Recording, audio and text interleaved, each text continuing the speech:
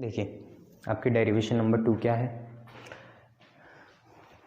सारी derivation start कर लेते हैं अब। हाँ, बोहर के अकॉर्डिंग ये सारी डेरिवेशंस।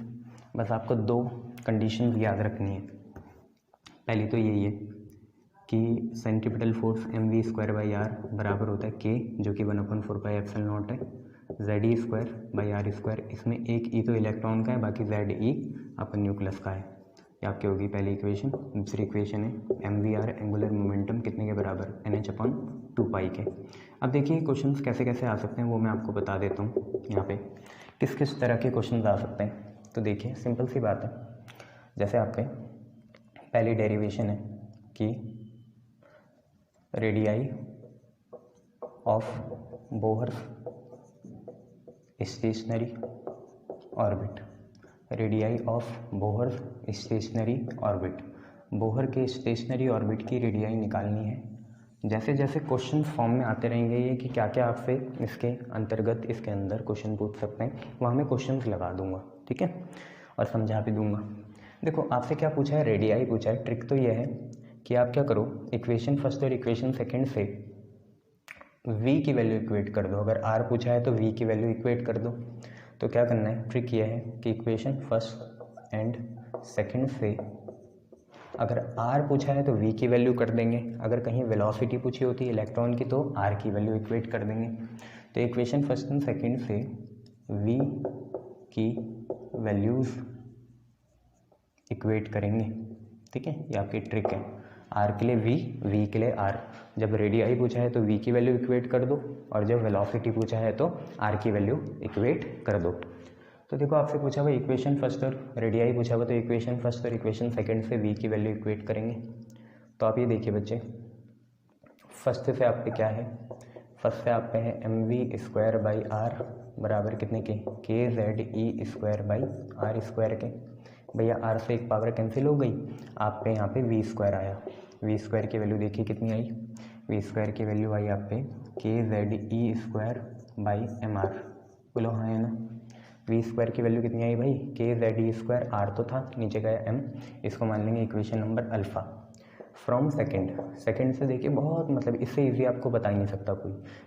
सेकंड से देखिए v की वैल्यू डायरेक्ट आप पे कितनी आ गई, v की वैल्यू आ गई mr, नीचे जाएंगे तो NH/ कितना 2πmr। बोलो हाँ है ना, यस सर। कितनी आ गई, NH/2πmr। बट वहाँ तो v² है, तो हम यहाँ पे ट्रिक भी लिख सकते हैं, या तो v की वैल्यू इक्वेट करेंगे उसके हिसाब से। अब या तो v की वैल्यू डाल दो वहाँ पे, इस v की वैल्यू यहाँ डाल दो, या तो इसे स्क्वायर कर लो। तो v² की वैल्यू क्या होगी, n का भी स्क्वायर होगा, h का भी स्क्वायर होगा, 2 का स्क्वायर 4, पाई का स्क्वायर पाई², m का स्क्वायर m², r का स्क्वायर r²। क्योंकि दोनों v² थे तो मैंने इसका स्क्वायरिंग कर दी दोनों साइड। तो v का स्क्वायर, n का स्क्वायर, h का स्क्वायर 4, 2 का स्क्वायर 4, पाई का स्क्वायर पाई², m का स्क्वायर m² और r का स्क्वायर r²। ये हमारी बीटा इक्वेशन हो गई। मैंने आपको क्या बोला था, v की ही कोई फॉर्म इक्वेट करनी पड़ेगी, तो हम अल्फ़ा और बीटा को क्या कर दें, इक्वेट कर दें। बार बार प्रैक्टिस करोगे, ये तो आने वाले ही हैं फ्री के मार्क्स से, ठीक है। बट मैं क्वेश्चन बता दूंगा ये किस तरीके के आएंगे। तो अल्फ़ा और बीटा बराबर हो गए, तो v² और ये अल्फ़ा और बीटा को बराबर करेंगे। यहाँ पे v² की वैल्यू है kZe²/mr, और वहाँ से v² की वैल्यू आई n²h²/4π²m²r²। आपको किसकी वैल्यू चाहिए बेटा, r की चाहिए। r से एक पावर कैंसिल हो गई, इस r को भेजो ऊपर, ठीक है। ये r आया ऊपर। सर उधर क्या चल रहा है बेटा, उधर चल रहा है n² है, h² है, नीचे है 4π²। अच्छा m से भी तो एक पावर कैंसिल कर दो, m से भी एक पावर कैंसिल कर दी, पहले r की करी फिर m की करी, तो आपको बचा 4π²m, 4π²m। और ये kZe², क्योंकि r ऊपर गया तो इस kZe² को नीचे आना पड़ेगा। n² अपनी जगह है, h² अपनी जगह है, 4π²m अपनी जगह है। r ऊपर गया, kZe² नीचे आया। मैं चाहूँगा आप इसे 3 पार्ट में याद रखें, आगे कहीं काम आएगा। इस इक्वेशन को मान लो गामा, अल्फ़ा बीटा गामा। तो क्या है, r की वैल्यू n²h²/4π²m kZe²। बोलो n²h² ऊपर पहला, 4π²m दूसरा, और kZe² तीसरा। n²h² ऊपर, 4π²m नीचे, kZe² भी नीचे। ये याद रखना, आगे काम आएगी, ठीक है। तो क्वेश्चन नंबर 1 यही बन सकता है कि यहाँ पे क्वेश्चन नंबर 1 क्या बन सकता है कि आपको प्रूफ करना है कि आपका रेडियाई जो आना चाहिए बोर स्टेशनरी ऑर्बिट का वो आएगा n²h² अपॉन 4π²m और यहाँ आ जाएगा kZe²। ठीक है, ये आपको क्वेश्चन नंबर 1 हो गया। ओके, इसके जैसे ही क्वेश्चन नंबर 2 यहाँ पे क्या आएगा तो वो भी देखिए, इन सबको मिटाते हैं।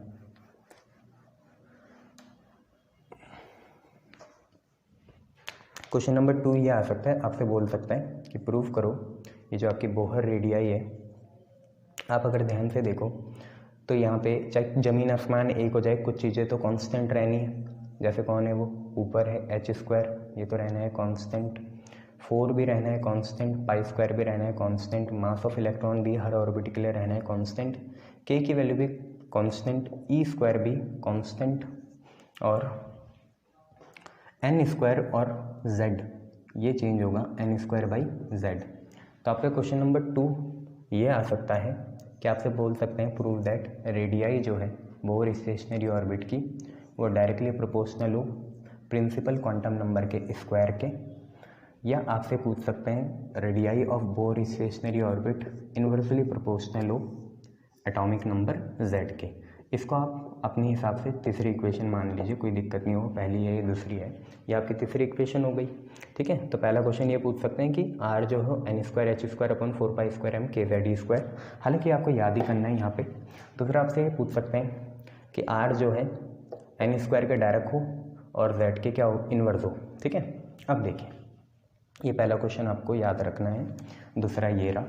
तीसरा क्वेश्चन देखिए आपसे क्या पूछ सकते हैं। तीसरा क्वेश्चन पूछ सकते हैं कि prove that radii are not equally space. Equally space ना हो, जैसे पहला रेडियस और दूसरे रेडियस के बीच में जितनी दूरी है, डिस्टेंस है, उतना दूसरा और तीसरे के बीच में ना हो, उतना तीसरे और चौथे के बीच में ना हो। तो वो यहाँ से भी निकाल सकते हैं आप। ये देखिए कैसे, मैं थोड़ी देर के लिए यहाँ n लगा रहा हूँ, रेडियस ऑफ nth ऑर्बिट तो वह n² के बराबर है। तो since radius of nth orbit बराबर है n² के, तो यहीं से देखें हम तो r1 ratio r2 ratio r3 ratio r4 कितने के बराबर आएगा। आप देखिए यहाँ 1 है, यहाँ 2 है, यहाँ 3 है, यहाँ 4 है।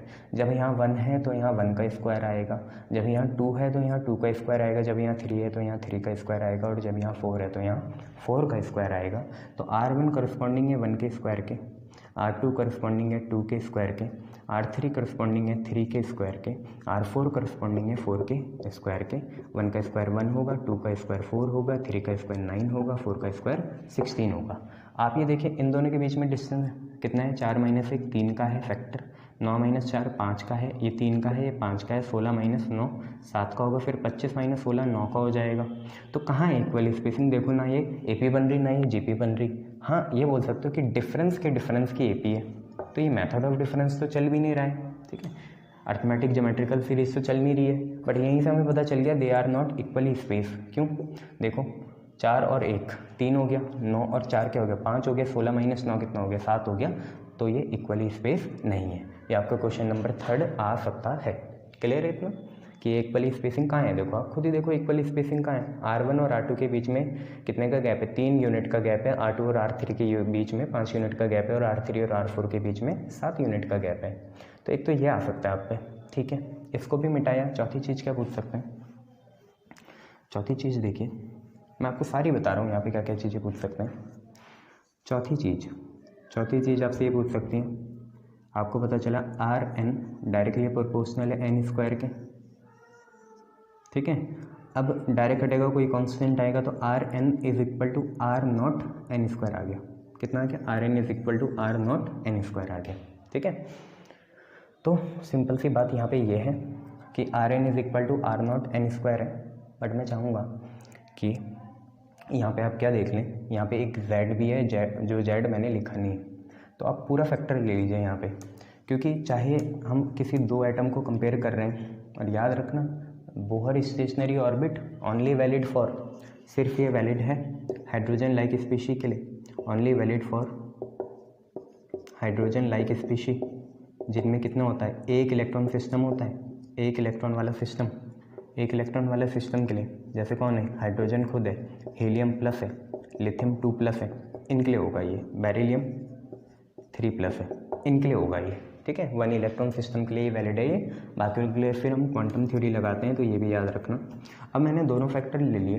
क्वेश्चन 4 में मैंने क्या लिखा, Rn is directly proportional to n² लिखा। सर ये क्यों लिखा, बाकी क्यों नहीं इंक्लूड करें, क्योंकि बेटा अगर हम हाइड्रोजन, हीलियम, लिथियम को कंपेयर करें तो तीनों के लिए H तो सेम होगा, 4 सेम होगा, π² सेम होगा, m सेम होगा, k सेम होगा, e² सेम होगा, चेंज होगा n² और साथ में होगा Z, इसका Z1, इसका 2, इसका 3, ठीक है। तो मैंने दोनों ले लिया। Rn is directly proportional to n²/z, तो यहाँ से आया Rn is equal to R0 n²/z। बच्चों ये R0 जो चीज़ है बहुत ख़तरनाक चीज़ है। इस R0 को हम क्या बोलते हैं, इस R0 को बोलते हैं हम radius of ground state. Ground state का ये क्या है, रेडियस है, और ये सबके लिए ही कांस्टेंट होता है। हाँ ये अलग बात है कि जेड की वैल्यू चेंज होगी तो ये चेंज होगा, बट ये सबके लिए सेम रहता है रेडियस ऑफ ग्राउंड स्टेट, और इसकी लगभग वैल्यू आती है 5.3 × 10⁻11 मीटर। कोई बात नहीं, आप पे कैल्सिया भी देख लेंगे, या इसे 0.53 एंगस्ट्रॉम भी बोल सकते हैं। तो यहीं से आपकी वैल्यू आई है 0.53 एंगस्ट्रॉम, इधर है n² और इधर है z। तो एक तो ये क्वेश्चन आ सकता है आपके, ठीक है, ये हो। अब देखिए क्वेश्चन नंबर 5 यहीं से बनाते हैं, ठीक है। एक तो ये चीज़ हो गई। अब देखिए क्वेश्चन नंबर 5 यहीं से बनाते हैं, क्या बन सकता है। एक तो ये देख लिया। क्वेश्चन नंबर 5 के लिए हम क्या करते हैं, वैल्यूज़ डाल देते हैं। Rn चल रहा है, ये भी n है, इज इक्वल टू h², मतलब 6.6 × 10⁻34 का स्क्वायर डालेंगे, प्लैंक्स कांस्टेंट है, 4 ऐसी है, पाई मतलब 3.14, इसका चल रहा है स्क्वायर। मास ऑफ इलेक्ट्रॉन होता है लगभग कितना, 9.1 × 10⁻31। के की वैल्यू 1/4πε0 है ना के, हाँ तो आएगी 9 × 10⁻9, और e² होता है 1.6 × 10⁻19 का स्क्वायर। ये सारी चीज़ चल रही है ब्रैकेट में, और इधर चल रहा है n² और इधर चल रहा है z। इस पूरी चीज़ को अगर आप सॉल्व करोगे तो ये आप पे आएगी 5.3 × 10⁻11 मीटर, जो मैं आपको बोल ही रहा था। और यहाँ पे है n² और यहाँ पे है z, ठीक है, जिसे हम लिख सकते हैं 0.53 एंगस्ट्रॉम n²/z। अब ये कस्टमाइज होके आएंगे क्वेश्चन, तो आपको याद होना चाहिए। आखिरी क्वेश्चन जो यहाँ पे आ सकता है वो क्या है कि आपसे पूछ सकते हैं 6th radii of hydrogen atom in ground state. Hydrogen atom की ग्राउंड स्टेट में वैल्यू कितनी होने वाली है। तो देखो हाइड्रोजन एटम है तो z की वैल्यू 1 हो गई, और ग्राउंड स्टेट मतलब n की वैल्यू 1, ठीक है। यहीं से निकालेंगे Rn इज इक्वल टू कितना है, 0.53 एंगस्ट्रॉम है। ग्राउंड स्टेट है तो n की वैल्यू 1 हो गई, तो 1 का स्क्वायर चलेगा, और एटॉमिक नंबर 1 होगा क्योंकि हाइड्रोजन एटम है तो ये भी 1 होगा। तो ग्राउंड स्टेट में हाइड्रोजन एटम का रेडियस होता है 0.53 एंगस्ट्रॉम, ये आप याद रखना, ठीक है। तो यहीं पे फाइनली हम radii of bore stationery orbit के डेरिवेशन ख़त्म करते हैं। मैं आपको कुछ बातें बता दूँ, आपको दिक्कत ना हो तो ये नोट करके लिख लो कि ग्राउंड स्टेट मतलब ग्राउंड स्टेट खुद n की वैल्यू 1 है। तो पहली जो एक्साइटेड स्टेट आएगी, फर्स्ट एक्साइटेड स्टेट, पहली बार जब वो एक्साइट होगा, पहली बार जब वो ट्रांजिशन करेगा, तो उसमें n की वैल्यू 1 ना होकर 2 है। 1 क्यों नहीं है, क्योंकि 1 तो ग्राउंड स्टेट है। ऐसे ही सेकंड एक्साइटेड स्टेट क्या होगी, n की वैल्यू 2 ना होगी, n की वैल्यू कितनी होगी, 3 होगी, ठीक है। ऐसे ऐसे चलता रहेगा, तो ये भी आपको याद रखना है, ठीक है, याद रखिएगा। क्लियर, शाबाश। चलिए, radii of Bohr stationery orbit आप लोगों ने देख ली। अब इसके बाद हम नई चीज़ जो देखेंगे, ये 2 इक्वेशन तो हम पे जिंदा ही है। अब हम देखेंगे velocity of electron in Bohr stationery orbit. क्या देखेंगे, velocity of electron in Bohr stationery orbit. तो डेरिवेशन नंबर 2 है ये आपकी, क्या है, velocity of electron in Bohr stationery orbit. Velocity of electron in Bohr's stationery orbit. Electron की velocity बतानी है आपको कहाँ, बोहर्स के स्टेशनरी ऑर्बिट में। कुछ नहीं, अब आपको क्या है, v निकालना है। क्या निकालना है, v। तो जैसे r के लिए हमने v की वैल्यू इक्वेट करी, अब v के लिए हम दोनों इक्वेशन से r की वैल्यू इक्वेट करेंगे। तो इक्वेट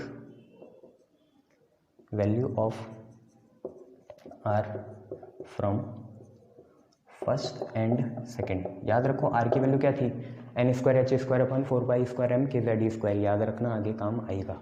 अब देखो क्या है, equate value of r from first and second.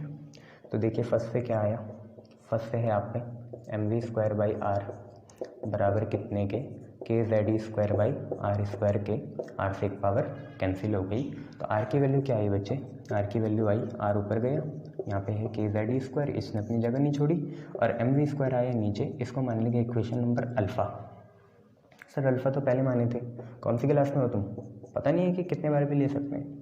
दूसरे से देखिए, दूसरे से क्या है, mvr है कितने के बराबर बच्चे, NH/2π के। तो यहाँ से r की वैल्यू कितनी आ गई, r की वैल्यू आएगी NH/2π mv। यहाँ पे आ गई बीटा इक्वेशन, ठीक है। r की वैल्यू आ गई NH/2π mv। तो यहाँ पे दो इक्वेशन आ गई। अब इक्वेशन नंबर अल्फ़ा और बीटा को क्या कर देंगे, इक्वेट कर देंगे। अल्फ़ा कितना है, अल्फ़ा है kZe²/mv², और यहाँ पे बीटा कितना है, NH/2π mv है। आपको क्या चाहिए बच्चे, v ही चाहिए, ये कटा। देखिए v की वैल्यू क्या आ गई भैया, तो v की वैल्यू निकालने के लिए हम क्या करेंगे, एक तो m से mv काट दो आप, और कुछ तो नहीं है ना, नहीं। तो v की वैल्यू क्या आएगी, पहले मैं आपको ये लिखा देता हूँ कि आप कितना बचा। तो आपका बचा kZe²/v बराबर कितने के, NH/2π के। यही तो है ना, kZe²/v बराबर NH/2π के। तो v की वैल्यू आप निकाल लीजिए। v गया ऊपर, 2π इधर आया, 2π किसके साथ आया, kZe² के साथ आया, और NH आया नीचे, NH आया नीचे। देखो v ऊपर गया, 2π kZe²/NH, ये चीज़ है। तो क्वेश्चन नंबर 1 तो यही बन गया कि ऐसा आए। क्वेश्चन नंबर 2 क्या बन सकता है यहाँ से, कि कांस्टेंट चीज़ें बाहर निकाल लें। कांस्टेंट चीज़ें क्या क्या हैं, 2π किसी भी एटम के लिए, किसी भी ऑर्बिट के लिए सेम होगा, k का भी ऐसी हाल है, e² का भी यही हाल है, h का भी यही हाल है। मेन चीज़ है z/n, z/n हर एटम के साथ वेरी करेगा। तो क्वेश्चन नंबर 2 ये हो सकता है,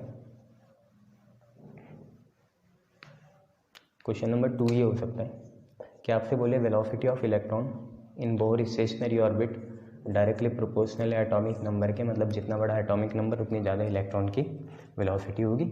और या तो ये पूछ सकते हैं कि वेलोसिटी इन्वर्सली प्रोपोर्शनल है n के।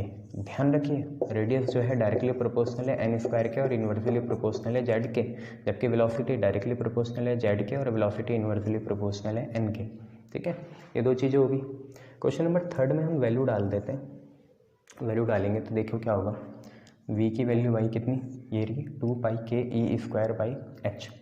ठीक है, तो 2 वैसी, पाई की जगह कितना 3.14, और इंटू k कितना है, k होता है 1/4πε0, मतलब 9 × 10⁹ फिर e² है, e² मतलब कितना 1.6 × 10⁻⁻19 का स्क्वायर, और नीचे h है, h क्या है 6.6 × 10⁻34, यहाँ पे चीज़ है। साथ में आगे देखिए कितना है, z/n है, कितना है बच्चे z/n, तो यहाँ पे लिखेंगे z, यहाँ पे लिखेंगे n, यहाँ पे चीज़ें चलेंगी। अब अगर ऐसे ही चलता रहा तो बस आपको ये देखना है कि ये वैल्यू सॉल्व होकर कितनी आएगी। तो लगभग ये 2.2 × 10⁶ आती है। ये लगभग वैल्यू कितनी आती है वेलोसिटी की, 2.2 × 10⁶ मीटर/सेकंड। यहाँ चल रहा होता है बेटा z, यहाँ पे चल रहा होता है बेटा n, z/n। मैं आपको एक और बात बता दूँ, या तो आप ये वैल्यू याद रखना। अब यहीं पे हम ये चीज़ें लिख लें, question number 4, for hydrogen atom in ground state, for hydrogen atom in ground state. Hydrogen atom के लिए ग्राउंड स्टेट में क्या होगा, तो भैया कुछ नहीं होगा, वेलोसिटी आएगी 2.2 × 10⁶ मीटर/सेकंड। जेड की वैल्यू हाइड्रोजन एटम के लिए 1 और ग्राउंड स्टेट के लिए एन की वैल्यू 1, तो इतनी वैल्यू आएगी। बट मैं आपको एक और चीज़ बताना चाहता हूँ यहाँ क्वेश्चन नंबर 5 कि ये जो 2.2 इंटू 10 की पावर 6 है, 2.2 इंटू 10 की पावर 6 है, ये कुछ और नहीं है 3 इंटू 10 की पावर 8 का 1/137 टाइम्स है, 1/137 टाइम्स है, याद रखना नियरली इतना ही है। तो वेलोसिटी कुछ और नहीं है, ये जो वैल्यू है इसके बराबर है मीटर पर सेकेंड में। 3 इंटू 10 की पावर 8 होती है लाइट की वेलोसिटी, इसका ये क्या है 1/137 टाइम्स है, तो ये भी आपको याद रखना है। ठीक है, तो वेलोसिटी भी यहाँ पे ख़त्म होती हुई। देखेंगे कुछ नई चीज़ आई है इसमें तो वो भी करेंगे, पहले इंक भर लेता हूँ मैं।